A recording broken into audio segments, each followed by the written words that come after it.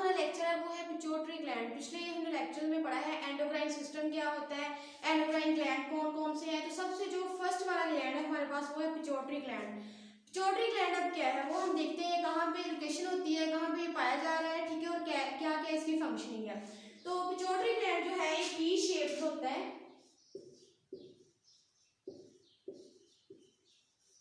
P shape है मतलब कि मटर के दाने की तरह इसका साइज है और उसी तरह की इसकी शेप है, ठीक है। उसके बाद ये मास्टर ग्लैंड होता है। मास्टर ग्लैंड है इसका मतलब कि ये जितने भी ग्लैंड्स हैं दूसरे ग्लैंड्स हैं, ठीक है, हमने कल 7 ग्लैंड्स पढ़े थे, जितने भी दूसरे ग्लैंड्स हैं उनको ये कंट्रोल कर रहा है, ठीक है, उनको ये ऑर्डर दे रहा है। मास्टर ग्लैंड है ये। अब इसकी हम लोकेशन देखते हैं ये पाया कहाँ पे जाता है। हमने कल भी रीड आउट किया था जब हमने पिछले लेक्चर में डिस्कशन की थी, तो उसमें हमने कहा था कि जो हमारा पिट्यूटरी ग्लैंड है वो हाइपोथैलेमस के नीचे पाया जाता है, ठीक है। फॉर एग्जांपल ये हमारे पास है हाइपोथैलेमस, ब्रेन का जो पार्ट है, ठीक है, उसके साथ ही जो है वो पिट्यूटरी ग्लैंड पाया जाता है। पिट्यूटरी ग्लैंड इस शेप में पाया जाता है, ठीक है। ये क्या है, ये हमारे पास हाइपोथैलेमस है,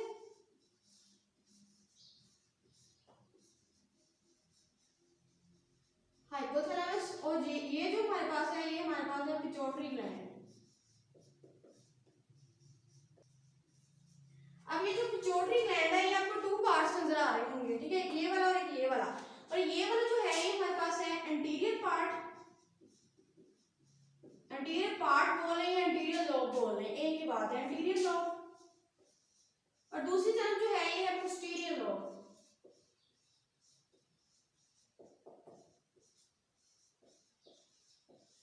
इसके दो लोब्स होते हैं पिट्यूटरी ग्लैंड के, मतलब इसके टू डिवीजन है, दो हिस्सों में इसको तकसीम किया गया है, एक है एंटीरियर लोब, दूसरा है पोस्टीरियर लोब। एंटीरियर लोब जो है अगर फॉर एग्जांपल जैसे कि आप किसी इंसान को सामने से देख रहे हैं तो जो सामने से उसका जो ब्रेन के अंदर नजर आने वाला एरिया होगा पिट्यूटरी ग्लैंड का उसको एंटीरियर लोब बोलेंगे, और जो उसके बैक से होगा, बैक से अगर देखेंगे तो वो नजर आएगा वो हमारे पास पोस्टीरियर लोब होगा, ठीक है। तो इसकी दो डिवीजन है, कौन कौन सी, एंटीरियर लोब और पोस्टीरियर लोब। अब ये मास्टर ग्लैंड क्यों कहलाता है, ठीक है, हालांकि इसका साइज तो सबसे छोटा है, बिल्कुल पी की शेप का होता है और पी के जितना इसका साइज है, ठीक है। तो मास्टर ग्लैंड ये क्यों कहलाता है, एक तो ये हमारे पास हार्मोन्स रिलीज करता है, एक हार्मोन्स रिलीज करता है, दूसरी बात ये कि ये ट्रोफिक हार्मोन्स रिलीज करता है, मतलब दो तरह के हार्मोन्स ये रिलीज करता है। हार्मोन्स क्या होते हैं हमने पढ़ा था कि ये मैसेंजर केमिकल्स हैं, मतलब कि ऐसे केमिकल्स हैं जो कि मैसेज लेके जाते हैं, ठीक है। एक तो ये हार्मोन्स रिलीज कर रहा है, दूसरा ये हमारे पास ट्रोफिक हार्मोन रिलीज कर रहा है। हार्मोन्स तो हमने कह दिया जब ये रिलीज करेगा तो ये डायरेक्टली जाके डायरेक्ट ही जो है जाके किसी भी टारगेट टिश्यू पे या किसी भी टारगेट सेल पे जाके अटैक कर देंगे, ठीक है। मतलब जहाँ पे जो हार्मोन रिक्वायर्ड है वहीं पे जाके ये डायरेक्ट जाके सेल पे और टिश्यू पे अटैक कर देंगे। लेकिन जो ट्रोफिक हार्मोन होते हैं हमारे पास ये किस लिए होते हैं, ये करते हैं,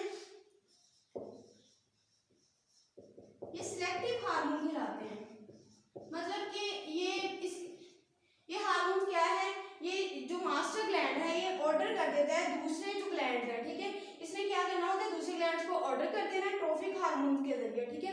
मतलब कि ट्रोफिक हार्मोन वो हार्मोन होते हैं जो दूसरे ग्लैंड्स जो है वो सिक्रीट करते हैं, किसके ऑर्डर पर, पिट्यूटरी ग्लैंड के, ठीक है, other glands are secrete hormone.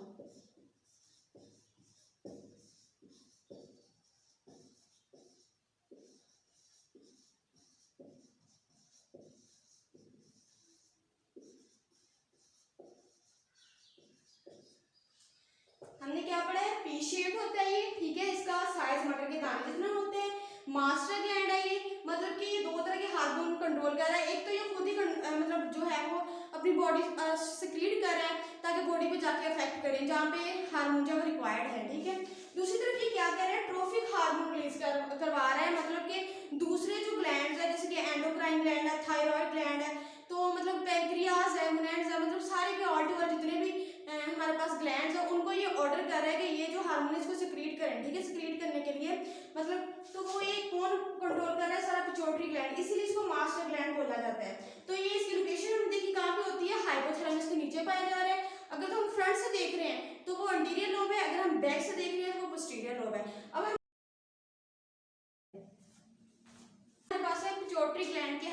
दोनों लोब्स को डिस्कस करने लगे हैं। फर्स्ट हमने कहा था कि जिसका लोब होता है वो होता है एंटीरियर लोब,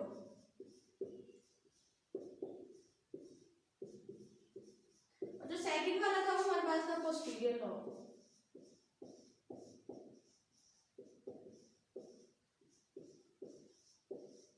जो एंटीरियर लोब हमारे पास होता है ये कौन कौन से, हमने कहा कि जो हमारे पास पिट्यूटरी ग्लैंड होता है ये क्या करता है, केमिकल्स रिलीज करता है, हार्मोन्स रिलीज करता है, ठीक है।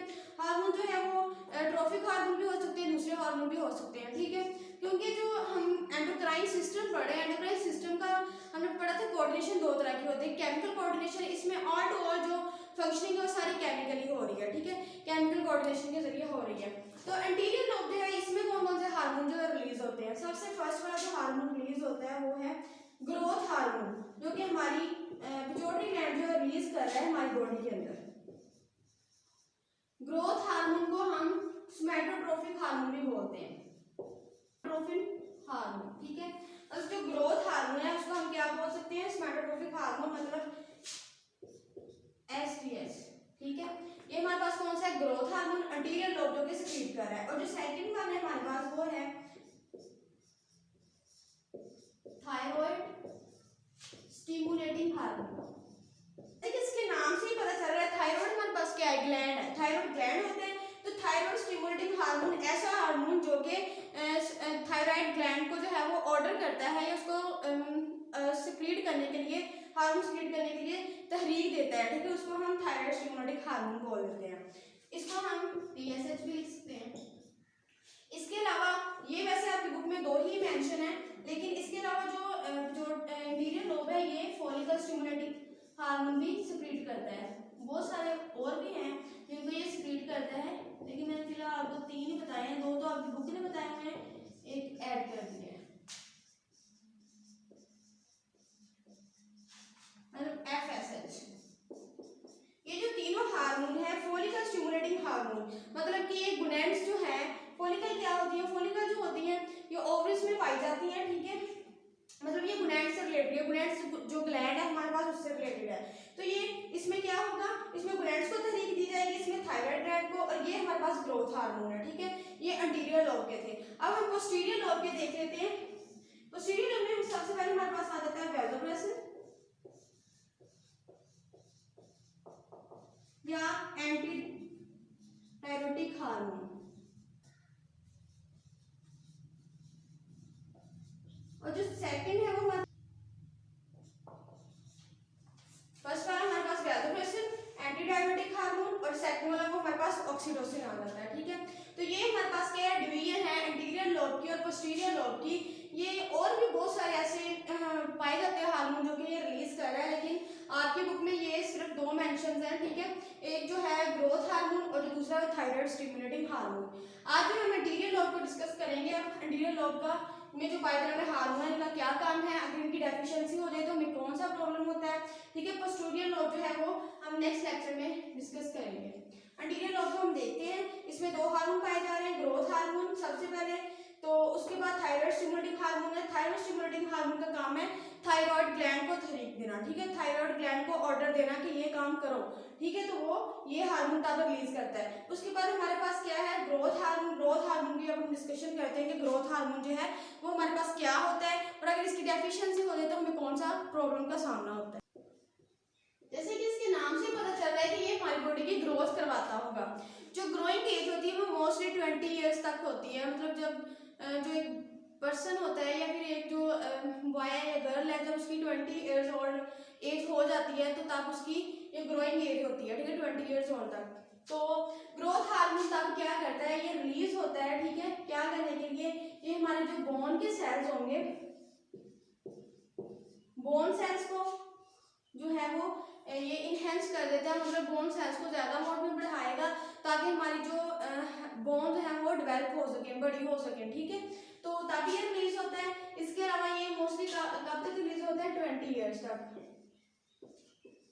क्योंकि ये 20 साल देखिए जब से बेबी जो है वो बोर्न होता है तब से लेके 20 ईयर्स तक ये मतलब जो ग्रोथ हार्मोन है ये रिलीज होता रहता है। इसका मतलब है कि लॉन्ग लास्टिंग है, मतलब कि मतलब ज्यादा देर तक ये सिक्रीट होता है। हमने देखा था कि जो नर्वस कोऑर्डिनेशन का प्रोसेस होता है नर्वस कोऑर्डिनेशन में, जो एक्शन हो रहा होता है वो बहुत फास्ट होता है, नैनो सेकंड्स में प्रोसीड हो रहा होता है। लेकिन जो हमारे पास केमिकल कोऑर्डिनेशन है, केमिकल कोऑर्डिनेशन में सालों लग जाते हैं, महीने लग जाते हैं। मतलब जैसे कि आप देखिए ग्रोथ हार्मोन 20 ईयर्स ओल्ड, ठीक है, 20 ईयर्स तक हमारी बॉडी के अंदर सिक्रीट होता रहता है मसलसल, ठीक है, किसके लिए, ग्रोथ के लिए। तो ये क्या है, ये लीव लॉन्ग है, ये लॉन्ग लास्टिंग होते हैं, ठीक है। एक तो ये हमारे बोन सेल्स को बढ़ा रहा है, ठीक है, मतलब कि हमारी बॉडी को डेवलपमेंट दे रहा है ताकि हमारा जो साइज है वो भी बढ़े, ठीक है। उसके अलावा हमारी ग्रोथ करवा रहा होता है ये, ठीक है। इसके अलावा जो हमारी बॉडी के अंदर मेटाबॉलिज्म हो रहे होते हैं उनको इनहेंस कर रहा होता है। जितने भी मेटाबॉलिज्म हमारी बॉडी के अंदर प्रोसीड हो रहे हैं उनको ये इनहेंस करवा देते हैं। मतलब मेटाबॉलिज्म क्या होते हैं, सेट ऑफ बायोकेमिकल रिएक्शंस।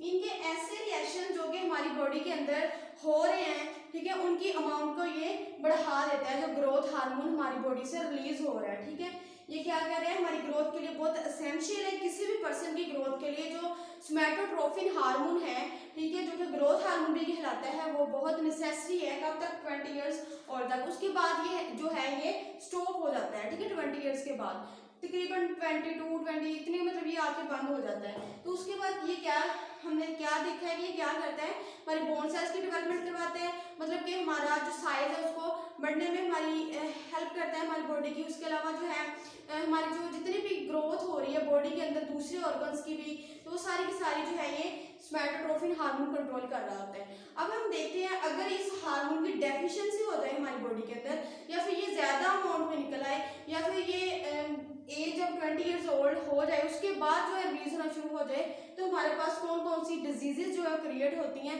ठीक है, इसकी डेफिशिएंसी की वजह से।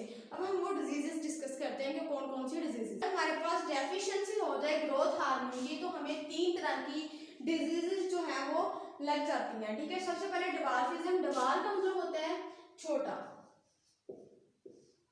ठीक है। डवार्फिज्म वो प्रॉब्लम होता है जिसमें क्या होता है, जो ग्रोथ हार्मोन होता है वो लेस अमाउंट में जो है वो क्रिएट होता है हमारी बॉडी के अंदर, मतलब जब वो रिक्वायर्ड होता है तब वो सिक्रीट बहुत कम अमाउंट में होता है, ठीक है, लेस अमाउंट में होता है या फिर होता ही नहीं है, ठीक है। तो इसमें क्या, डवार्फिज्म में क्या होता है, जो इंसान की ग्रोथ होती है वो रुक जाती है। मतलब कि इस तरह के जो लोग होंगे जिनको ये बीमारी होगी, वो उनके कद जो छोटे होंगे, वो छोटे छोटे नजर आएंगे, ठीक है, उनकी एवरीथिंग जो छोटी छोटी नजर आएगी। तो मतलब ये कब होती है बीमारी, ग्रोइंग एज के दौरान, अगर जब बढ़ने की एज है, ठीक है, ग्रोइंग एज जो हमारी होती है, ग्रोइंग एज में अगर हमारे पास जो सोमैटोट्रोपिन हार्मोन है वो कम प्रोड्यूस हो, ठीक है, तब हमें ये जो डवार्फिज्म है तब ये बीमारी जो है वो इंक्लूड हो जाती है। सब ये थी हमें डेफिशिएंसी ऑफ ग्रोथ हार्मोन, मतलब कि जब ग्रोथ हार्मोन कम अमाउंट में जो है वो निकलता है हमारी बॉडी से, ठीक है। तो जब हमारे पास गिग्नाटिज्म है, नेक्स्ट वाली, फर्स्ट वाली तो ये थी, गिग्ना का मतलब होता है ग्रेट वाला, ठीक है, बड़ा। इसमें क्या होता है कि जो ग्रोथ हार्मोन है वो अमाउंट से ज्यादा बॉडी के अंदर प्रोड्यूस होना शुरू हो जाता है, ठीक है। कैसे, तो इसमें देखते हैं कि जो हमारे पास ग्रोथ हार्मोन का रेट होता है वो ज्यादा हो जाता है, लार्ज हो जाता है, ग्रेट अमाउंट प्रोड्यूस होना शुरू हो जाती है, ठीक है, ग्रोइंग एज के दौरान, ठीक है, ग्रोइंग एज में।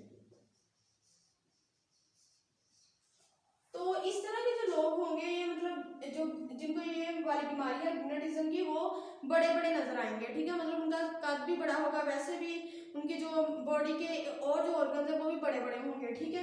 तो ये वाली बीमारी तब होती है जब ग्रोथ हार्मोन जो है ज्यादा अमाउंट में सिक्रीट होना शुरू हो जाए। और जो इसके बाद हमारे पास आ जाती है एक्रोमीगली, ये जो होती है ये कब प्रोड्यूस होती है, ये बीमारी हमें तब लगती है जब ग्रोइंग एज के बाद जो ग्रोथ हार्मोन तब रिलीज हो, पहले रिलीज ना हो, ठीक है, पहले रिलीज नहीं हो रहा, मतलब 22 या 20 ईयर्स ओल्ड तक ये रिलीज नहीं हुआ है, ठीक है, जब इसकी जरूरत थी। तो जब जरूरत नहीं थी तब ये रिलीज होना शुरू हो गया है, ठीक है। जब ये रिलीज होना शुरू हो जाए अबव द एज, ठीक है, अबव द एज जब ये रिलीज होगा, तो जो ऐसे पर्सन होंगे जिनको एक्रोमीगाली जो है वो हो जाएगी, उनके अंदर क्या होगा, उनके जो हैंड्स होंगे वो भी बड़े बड़े होंगे, मतलब चौड़े चौड़े होंगे, और जो उनके फीट होंगे वो भी चौड़े चौड़े बड़े बड़े ज़्यादा होंगे, ठीक है। इसके अलावा जो उनका फेस होगा, ये जो उनकी चिक की बोन्स होती हैं यहाँ से वो ऊपर की तरफ उभरी हुई होती हैं, मतलब फैली हुई होती हैं। उनका चेहरा जो फेस होता है वो बड़ा सा होता है, ठीक है। तो ये हमारे पास 3 तरह की ऐसी बीमारियां हैं जो किसकी वजह से प्रोड्यूस हो जाती है, जब ग्रोथ हार्मोन की कमी हो जाती है या फिर वो ज़्यादा अमाउंट में प्रोड्यूस होना शुरू हो जाता है। लेकिन ये जो हमारे पास ड्वार्फिज्म है और गिगनाटिज्म, ये दोनों बीमारियां कब प्रोड्यूस लगती हैं हमें, जब ग्रोइंग एज के दौरान, ठीक है। ग्रोइंग एज के दौरान जब हार्मोन रिलीज ना लेस अमाउंट में हो या ना हो तब ये लगती है। और ये कब लगती है, जब ज़्यादा अमाउंट में सिक्रीट होना शुरू हो जाए ग्रोथ रेट के दौरान भी, ठीक है। तो जो एक्रोमीगली ये कब है, जब 20 ईयर्स ओल्ड या 22 से अबव का पर्सन हो जाए, ठीक है, तब ये पहले रिलीज ना हो और बाद में अबव द एज रिलीज हो। तो ऐसे पर्सन में क्या होता है, उसके हैंड फिट वगैरह बड़े बड़े हो जाते हैं, मतलब कि उनमें ये बीमारी फेज होता है उनका बड़ा हो जाता है, ठीक है। तो ये एक्रोमेगली की उनमें बीमारी जो है इंक्लूड हो जाती है। उसके अलावा हमारे पास थायराइड स्टिमुलेटिंग हार्मोन था, जो हमने बता दिया था कि वो थायराइड को स्टिमुलेट करता है किसी भी काम की परफॉर्मेंस के लिए, ठीक है। ओके जी स्टूडेंट्स, ये हमारे पास था एंटीरियर लोब। कल या नेक्स्ट लेक्चर में हम इंशाल्लाह डिस्कस करेंगे कि पोस्टीरियर लोब क्या होता है और उसके जो हार्मोन्स हैं उनका कौन कौन सा काम है। ओके स्टूडेंट्स, अल्लाह हाफिज़।